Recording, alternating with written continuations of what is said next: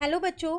आज की क्लास में मैं आप लोगों को क्लास 7th का एक हाफ ईयरली एग्ज़ाम पेपर है। ये सॉल्व कराऊंगी। यहाँ पर ये टोटल 60 मार्क्स का पेपर है, जिसमें आपको 2.5 आवर मिलेंगे। कुछ इंस्ट्रक्शंस आपको यहाँ पर दे रखी है कि हर एक सेक्शन में कितने क्वेश्चंस हैं। सारे क्वेश्चंस करना आपके लिए कंपलसरी है, और सेक्शन में जो क्वेश्चंस हैं उनकी वेटेज क्या है वो आपको यहाँ बता रखा है। चलिए स्टार्ट करते हैं अपने सेक्शन ए से, जो आपके पास MCQ क्वेश्चन है। क्वेश्चन नंबर 1 आपसे क्या कह रहा है, द स्मॉलेस्ट 6 डिजिट नंबर। आपको एक सबसे छोटा 6 डिजिट का नंबर बताना है कि क्या होगा। तो स्मॉलेस्ट 6 डिजिट नंबर आपको पता है कि 1 लाख होता है। Clear. Next question number 2 is which number have 7 zeros. इसमें से कौन सा नंबर ऐसा है जिसमें 7 जीरो होंगी। तो करोड़ में ही होती है 7 जीरो, तो आंसर आ जाएगा 1 crore. Third one is in Roman numerals what does L represent. Roman numerals में एल को क्या कहते हैं, 50 कहते हैं। ये हमने जब चैप्टर किए हैं, जब सारे कॉन्सेप्ट समझे हैं, चैप्टर्स चैनल पे अपलोड हैं इस बुक के, तो आप वहां से उन्हें कर लीजिएगा। सेपरेट सबकी प्लेलिस्ट बनी है, ठीक है। Now the question number 4 is the predecessor of 1000। Predecessor का मतलब क्या होता है, एक नंबर पहले का लिखना -1 करके। तो 1000 का प्रीडिसर क्या होगा आपके पास यहाँ पर, 999। Clear. Next question is in the expression 30 plus 5 into 4 which operation should be done first। इस एक्सप्रेशन में आप कौन सा ऑपरेशन पहले करोगे। तो अकॉर्डिंग टू बोर्ड मास हम पहले मल्टीप्लाई करेंगे, उसके बाद हम ऐड करेंगे, ठीक है। Next question number 6 is expression 5 into 2 plus 3 equals. ये किसके इक्वल होगा। तो 5 2 जा 10 हो गया, प्लस का 3, तो आंसर इज 13। तो ये 13 के इक्वल होगा। Question number 7 is 1 millimetre is equals to में डैश सेंटीमीटर। तो 1 millimetre is equal to 1/10 centimetre, जिसको मैं 0.1 भी लिख सकती हूँ, ठीक है। Next question number 8 is if c is equals to 50 the value of 18c।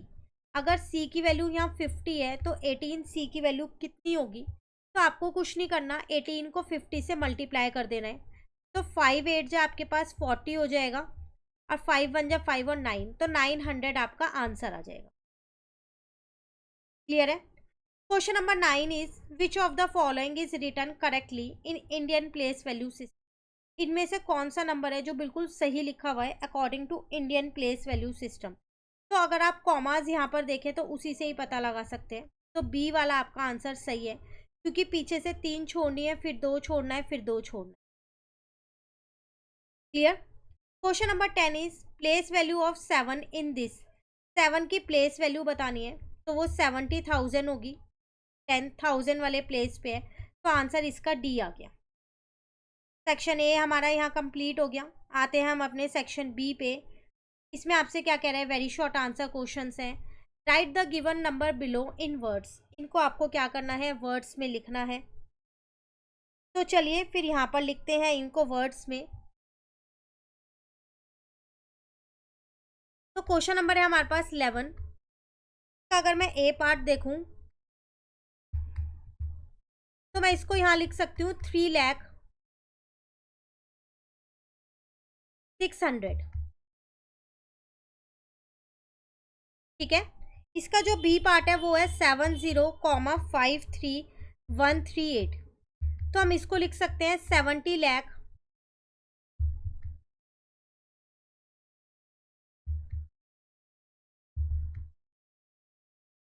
53,138,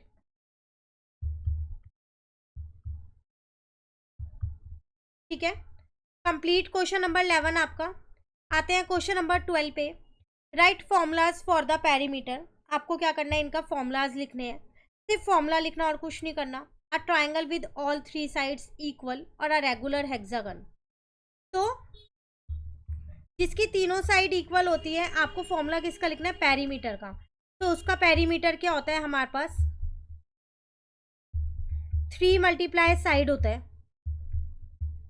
और रेगुलर हेक्सागन है यहाँ पर, तो 6 साइड होती है, तो उसका पेरीमीटर हो जाएगा यहाँ पर 6 मल्टीप्लाई साइड। रेगुलर का मतलब होता है जिसकी सारी साइड्स इक्वल होती हैं, ठीक है। Next question number 13 is use greater than less than और equal to in each of the following expression. आपको इनमें बताना है कि कौन सा बड़ा है कौन सा छोटा है। यहाँ पर 245 है और 289 है, यहाँ पर 246 है, एक ज़्यादा है, पर यहाँ 285 है, से 4 कम है, तो ऑब्वियस सी बात है यही वाला नंबर बड़ा होगा। फिर यहाँ पर सब्ट्रैक्शन का केस है, 273 माइनस 145 है, यहाँ पर एक नंबर कम हो गया, यहाँ पर भी एक नंबर कम हो गया, कम हो गया ना दोनों में एक एक नंबर। तो इस केस में आपके पास क्या आएगा, यहाँ पर अगर आप देखो तो बराबर आएगा दोनों केस में, क्योंकि दोनों में एक एक कम हो गया, तो यहाँ पर आ जाएगा इक्वल टू का साइन। ठीक है। Question number 14 is write down the length of eraser and pencil as shown in the mixed in figure as a mix number. आपको यहाँ एक इमेज दे रखी है, वो यहाँ पर नहीं है, मैं आपको यहाँ बना देती हूँ वो इमेज, आपकी बुक में बनी हुई वो इमेज है।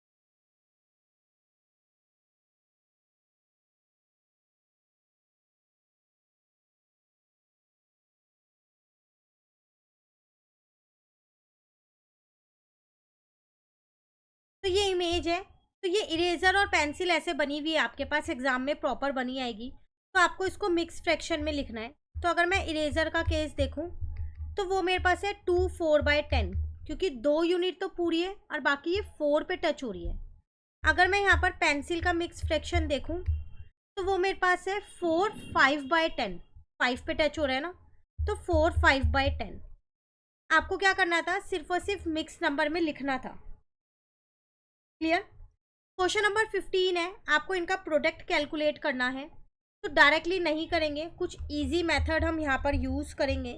जैसे 2 × 1768 × 50 है, तो मैंने पहले इन दोनों को मल्टीप्लाई कर लिया तो 100 हो गया, और यहाँ 1768 ऐसे ही रहने दिया।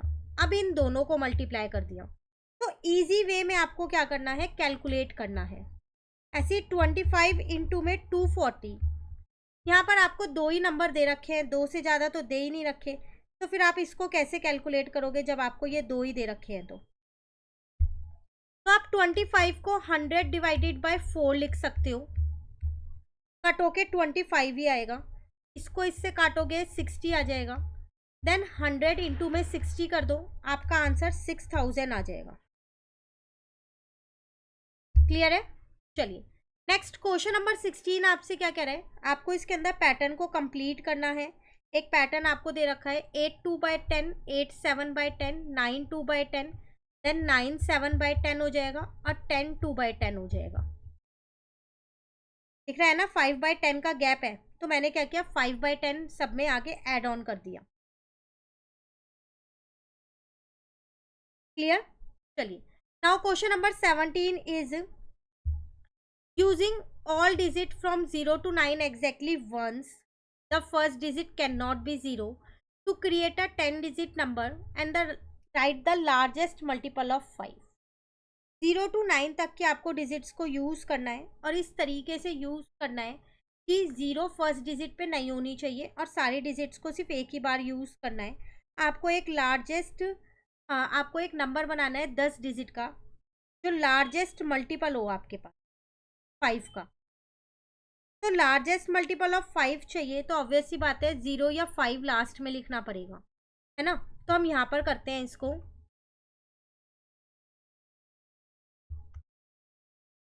तो लार्जेस्ट चाहिए तो हम ऐसा करते हैं 9 से स्टार्ट कर लेते हैं। 0 to 9 तक के नंबर्स तो हम यूज़ कर ही सकते हैं ना यहाँ पर। तो 9 से उस नंबर को स्टार्ट कर लेते हैं। तो 9 8 7 6 5 4 3 2 1 0 1 2 3 4 5 6 7 8 9 10 10 डिजिट का ये नंबर बन गया और ये लार्जेस्ट नंबर है, ये मल्टीपल ऑफ 5 भी है। Clear. Next question number 18 is evaluate 95 into 8 without direct multiplication. आपको मल्टीप्लाई नहीं करना डायरेक्टली, आपको सिर्फ और सिर्फ यहाँ पर 95 इंटू 8 को इवेल्युएट करना है। पर मैं 95 इंटू 8 को बिना मल्टीप्लीकेशन के कैसे निकाल सकती हूँ? डिस्ट्रीब्यूटिव प्रॉपर्टी लगा के निकाल सकती हूँ। 100 माइनस 5 कर दिया, अब 100 के साथ भी 8 को मल्टीप्लाई कर दिया और 5 के साथ भी, तो ये आ गया 800 माइनस ये आ गया 40, मेरा आंसर आ गया 760। क्लियर। नेक्स्ट क्वेश्चन नंबर 19 है आपके पास। कन्वर्ट द फॉलोइंग, आपको कन्वर्ट करना है पैसे को रुपये में, केजी को ग्राम में। तो यहीं पर करते हैं इस क्वेश्चन को भी। फर्स्ट पार्ट में कह रहा है 0.0 पैसा है, इसको रुपये में कन्वर्ट करना है। तो मुझे पता है कि 1 पैसे में 1/100 रुपीज़ होते हैं। तो 0.05 पैसे में कितने होंगे? 0.05 divided by 100।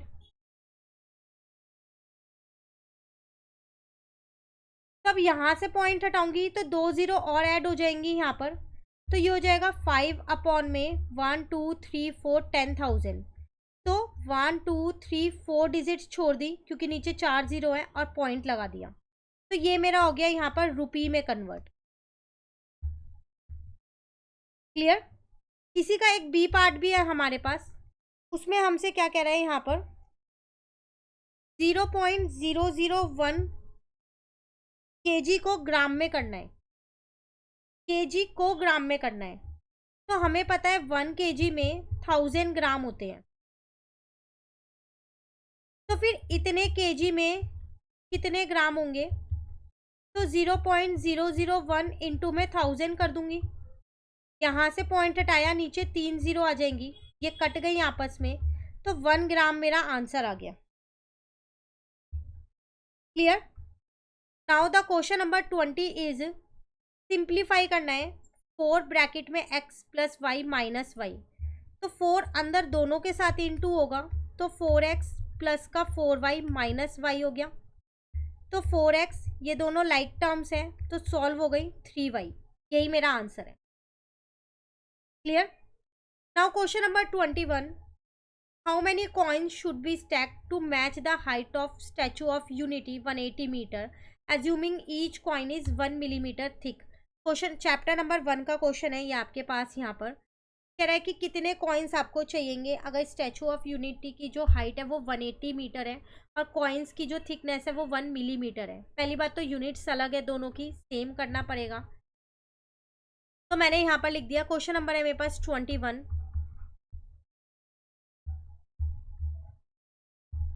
Height of statue of unity, तो वो है मेरे पास 180 मीटर, तो मैंने इसे मिलीमीटर में कन्वर्ट कर दिया, तो इसको 1000 से इंटू किया। क्यों? क्योंकि 1 मीटर में 1000 मिलीमीटर होते हैं, तो मेरा आंसर आ गया 1,80,000 मिलीमीटर। अब कितने कॉइन्स चाहिएंगे? तो नंबर ऑफ कॉइन्स नीडेड, तो 1,80,000 1000 तो उसकी हाइट है और कॉइन की थी 1 मिलीमीटर, तो डिवाइड करोगे तो वन ही यही आएगा सेम। तो 1,80,000 कॉइन्स आपको चाहिए। Clear? Now the next question number 22। Binu earns 20,000 per month. She spent 5,000 on rent, 5,000 on food, 2,000 on other expenses every month. What is the amount Binu will save by the end of the year? यहाँ पर एक girl है, वो हर महीने 20,000 रुपये कमाती है और उसमें से ये खर्चा कर देती है। तो पूरे साल में वो कितना बचा रही है, पहले आपको ये बताना है। तो पहले वो कितना खर्चा कर रही है मंथली, वो हम यहाँ पर देख सकते हैं। तो यहाँ लिखते हैं इसको।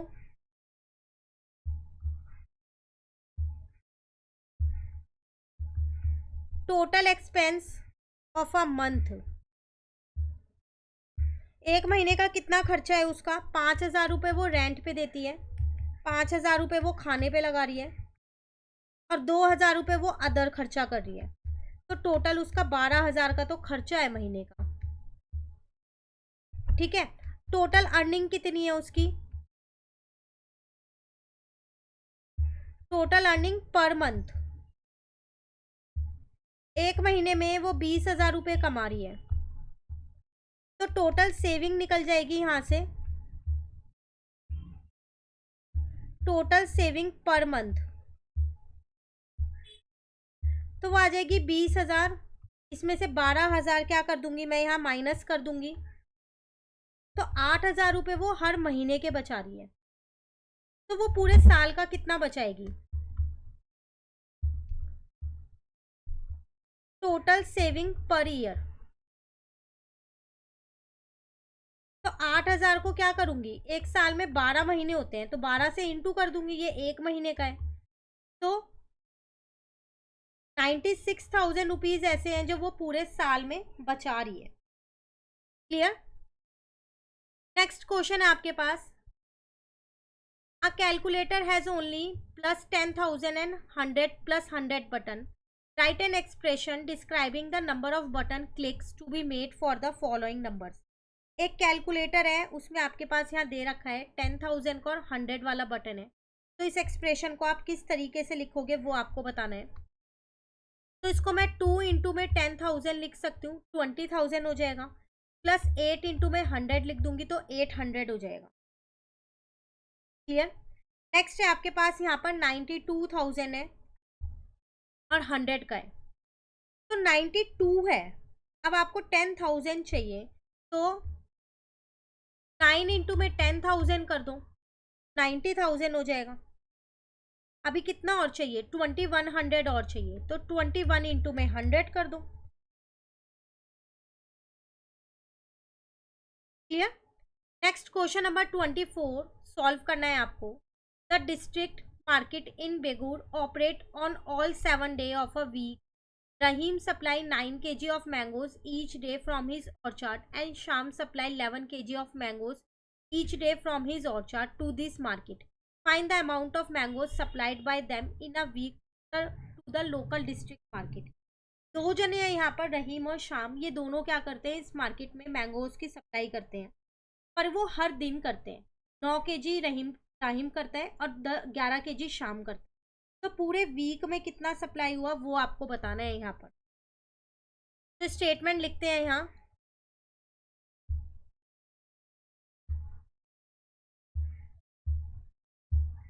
Mangoes supplied by Rahim each day, कितने सप्लाई करता है, 9 kg। मैंगोज सप्लाइड बाय शाम ईच डे, तो शाम कितने यहाँ पर सप्लाई करता है, वो सप्लाई करता है 11 kg। टोटल हो गया 20 kg। टोटल मैंगोज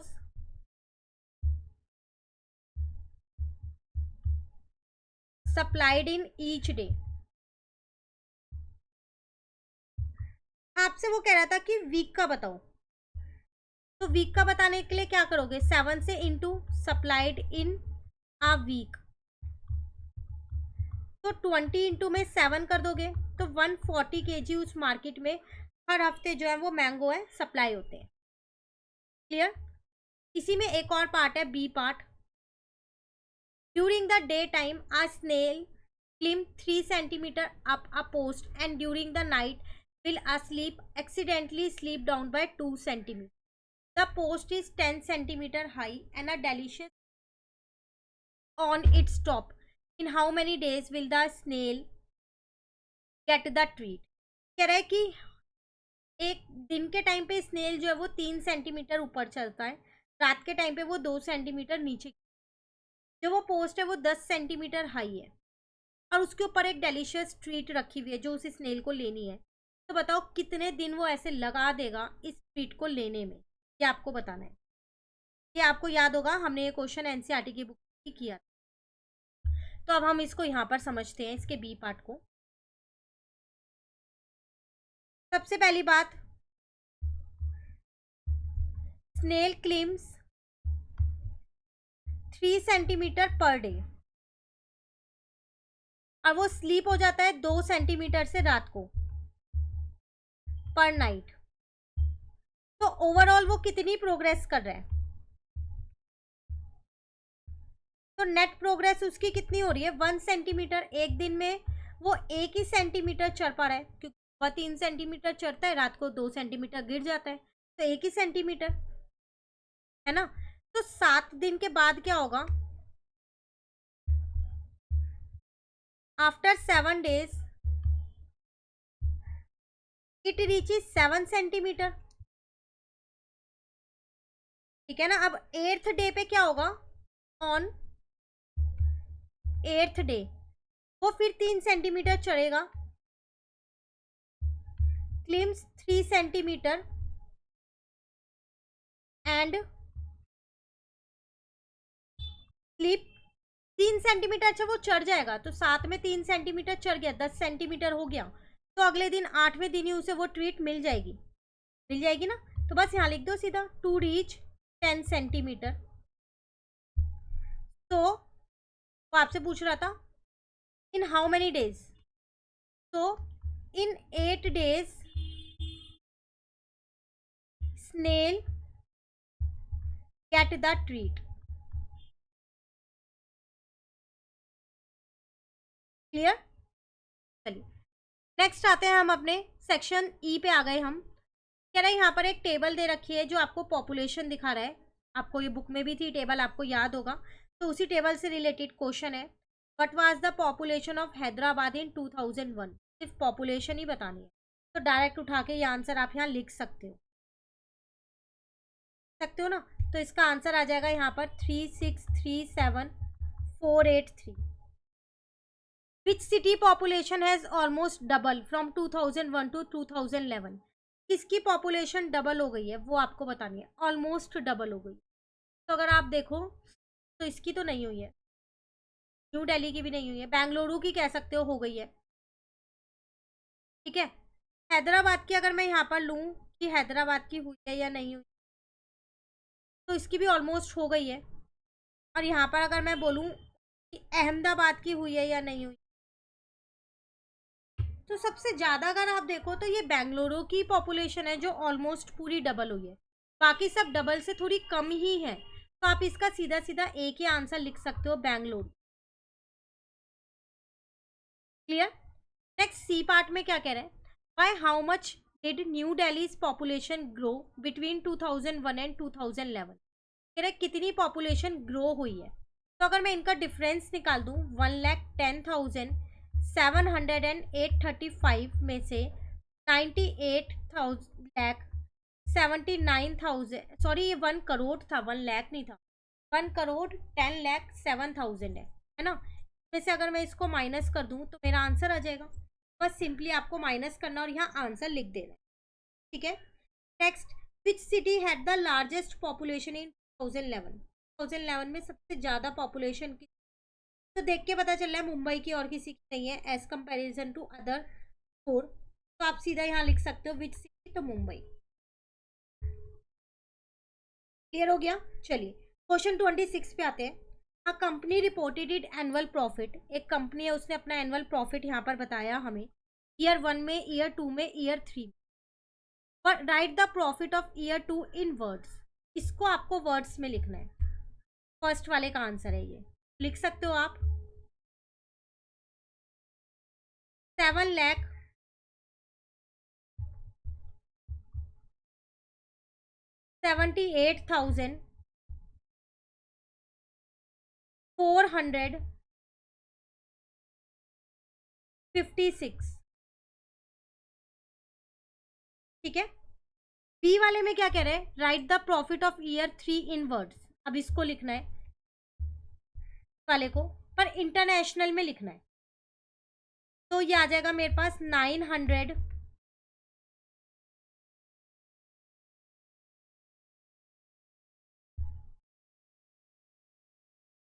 25,000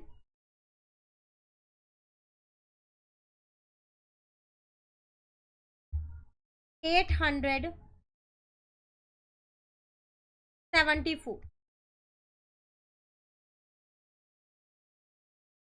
ठीक है। नेक्स्ट में क्या कह रहे हैं, arrange the profit in ascending order, इनको असेंडिंग ऑर्डर में अरेंज करो। तो सबसे पहले ईयर 1 का प्रॉफिट होगा, उसके बाद ईयर 2 का होगा, और उसके बाद ईयर 3 का होगा। Sorry, clear. नेक्स्ट कह रहे हैं find the difference between year 3 and year 1 profit, आपको ईयर 3 और ईयर 1 प्रॉफिट का डिफरेंस निकालना है। तो आप यहाँ पर डिफरेंस निकाल सकते हो,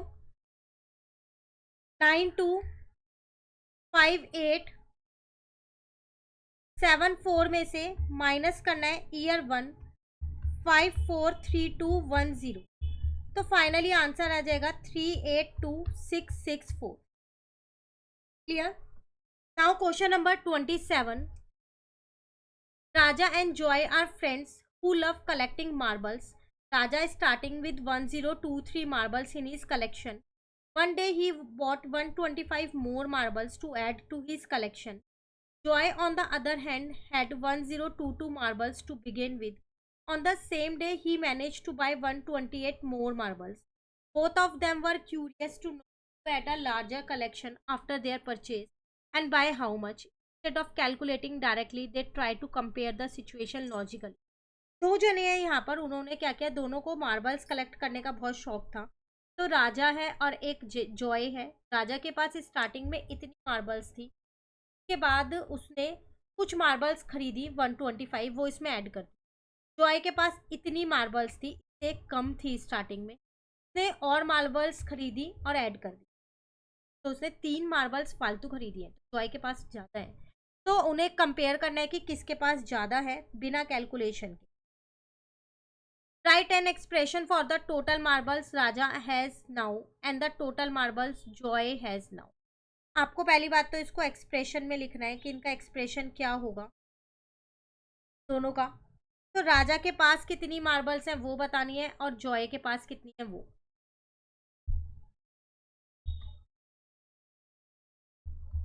तो राजा के पास कितनी है, 1023 है, और उसने उसमें 125 और जोड़ी है, तो उसके पास 1148 मार्बल्स है।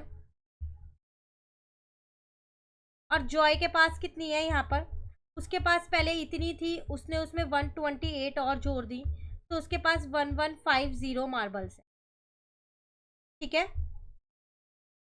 Who has more marbles after buying the new ones, किसके पास ज़्यादा मार्बल है, देख के पता चल रहा है जॉय के पास है। Joy has more marbles, clear. Bye how much marble does that person have more than the other, कितनी ज़्यादा है वो आपको बतानी है, मतलब इनका एक तरीके से डिफरेंस बताना है। तो 2 ही मार्बल ज़्यादा है, कोई बहुत ज़्यादा फर्क नहीं है, तो इसका मतलब 2 आ गया। 2 मार्बल्स उसके पास, जॉय के पास, एज कंपेरिजन टू राजा ज़्यादा है, ठीक है। Without doing exact calculation, explain logically why one has more marbles than the other. क्यों एक के पास दूसरे से ज़्यादा मार्बल है, क्योंकि स्टार्टिंग में राजा के पास एक मार्बल ज़्यादा थी, पर जॉय ने क्या किया, बाद में 3 फालतू खरीद, तो इसलिए जॉय के पास एंड में 2 मार्बल्स जाता है। तो सिंपल सी एक स्टेटमेंट आप यहाँ लिख देना, Raja had 1 more marble in initially उसके पास 1 मार्बल ज्यादा थी, but Joy bought 3 more marbles, उसने 3 ज्यादा खरीद ली। तो so Joy ends with 2 more marbles. Clear? ये था आपके पास पूरा पेपर जो आज हमने क्लास 7th का कंप्लीट कर लिया है। तो आप इसे बिल्कुल अच्छे से करना। क्वेश्चन टोटल 27 थे। कहीं पर भी आपको दिक्कत लगे आप मुझसे कमेंट करके पूछ सकते हैं। चैप्टर वाइज भी इंपॉर्टेंट क्वेश्चंस अपलोड होने स्टार्ट हो गए हैं। चैप्टर नंबर 1, 2 सारे चैप्टर्स के इंपॉर्टेंट क्वेश्चंस भी मिलेंगे, प्लस ये पेपर भी है। तो आप सारे सब चीज़ बिल्कुल अच्छे से करके जाइएगा एग्जाम से पहले। एनसीईआरटी का पूरा कोर्स भी अपलोड है चैनल पे। Thank you.